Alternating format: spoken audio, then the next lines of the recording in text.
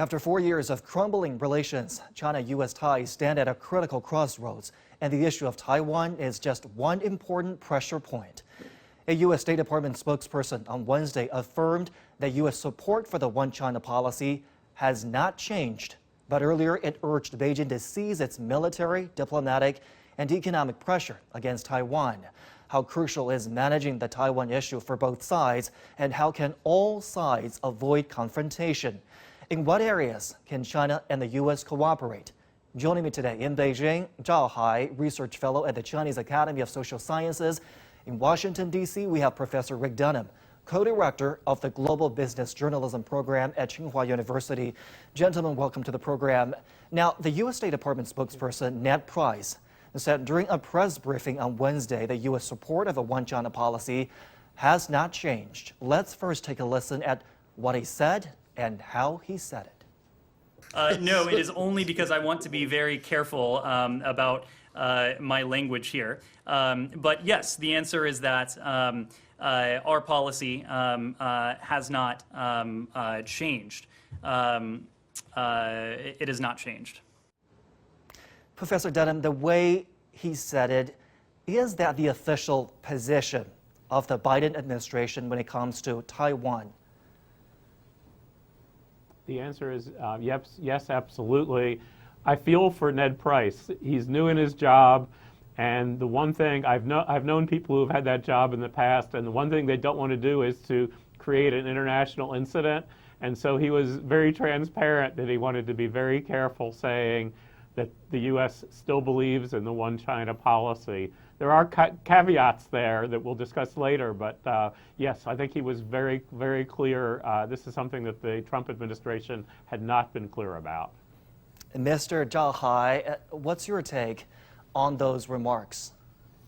I think you can hear clearly that he's reluctant to say that the U.S. position has not changed on One China policy, because on the one hand, the late Trump administration has made so many infringement on the One China policy, almost hollowed up the One China policy from the U.S. side. And on the other hand, the Biden administration is trying to stabilize the relationship. And right now they're reviewing the overall bilateral relationship and trying to look at it from a strategic perspective. So I think at this point it's very delicate, and he's trying to be very careful about what he says. And he knows that there will be consequences of what this administration is standing on this very important, critical issue on U.S.-China bilateral relations. Let's briefly review what the Trump administration did on the issue of Taiwan. It increased high-level official visits to the region. It increased arms sales, and it lifted U.S. government rules prohibiting official exchanges and interactions between officials, so-called diplomats, between the U.S. and Taiwan. Professor Dunham, how did all of these moves, what kind of situation did all of these moves leave the Biden administration? Some would say that it was a trap. Others say this would very severely limit the maneuvers that the Biden administration could have concerning Taiwan. Correct. I agree with you. I think it was a trap. The Trump administration, from the very beginning, if you remember 4 years ago in a month, he accepted a call from the leader of Taiwan, the first time that had happened when he was president-elect. And to the very end, the Trump administration was trying to put things in place that they suspected the Biden administration would pull back on and then be accused of not being sufficiently tough on China or abandoning Taiwan.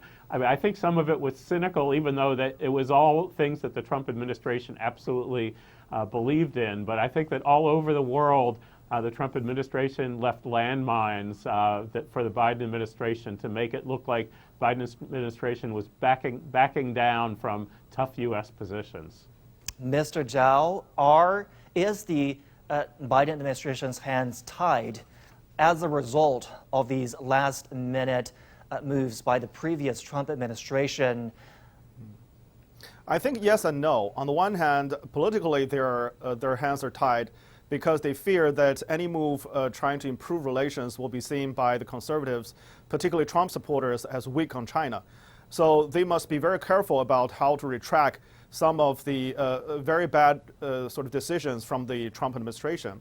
However, on the other hand, all those decisions made by Trump, and particularly the late Trump administration, those advanced arms sales to Taiwan, high-level visit to Taiwan, those are executive decisions. Those can be canceled or, terminated by this current administration. So I think it's up to the Biden administration to make the decision and to balance between the U.S.-China relations, how to improve that, and its domestic relations.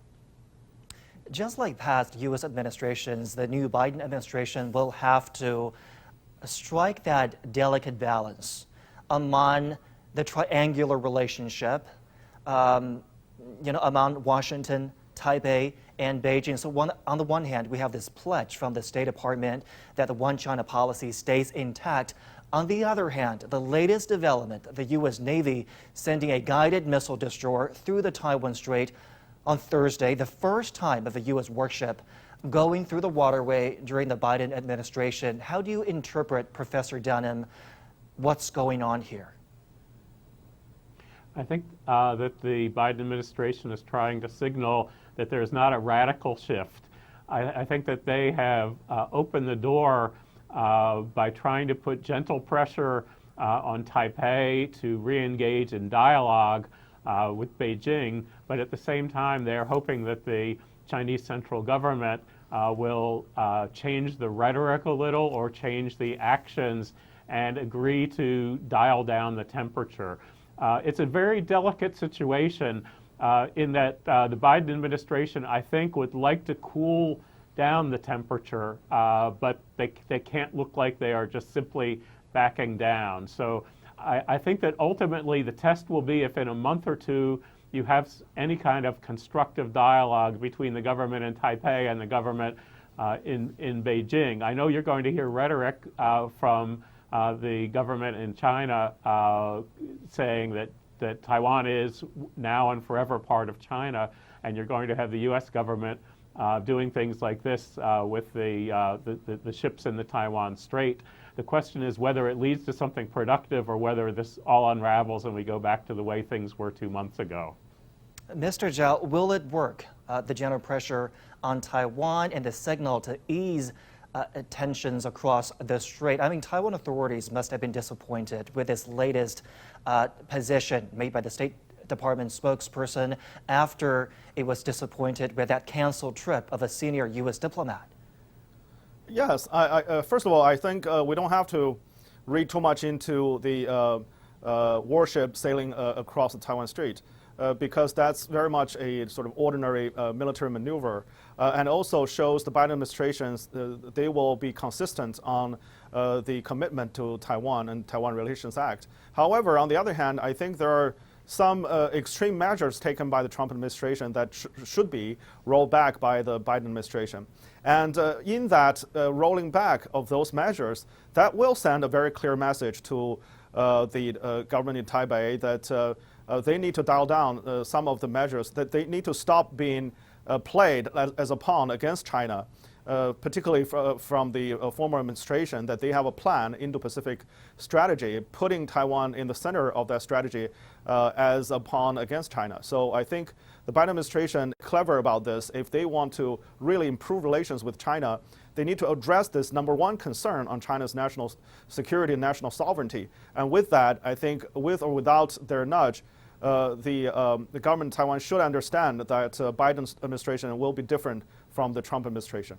Mr. Zhao, the Taiwan issue in the center of the Indo-Pacific strategy, but where does the Taiwan issue rank in the overall China-U.S. relationship? We know that this is a pressure point. Both sides know this is the most sensitive issue in their bilateral ties, but with so many areas of contention to tackle in the bilateral ties, how crucial is the issue of Taiwan and where does it rank?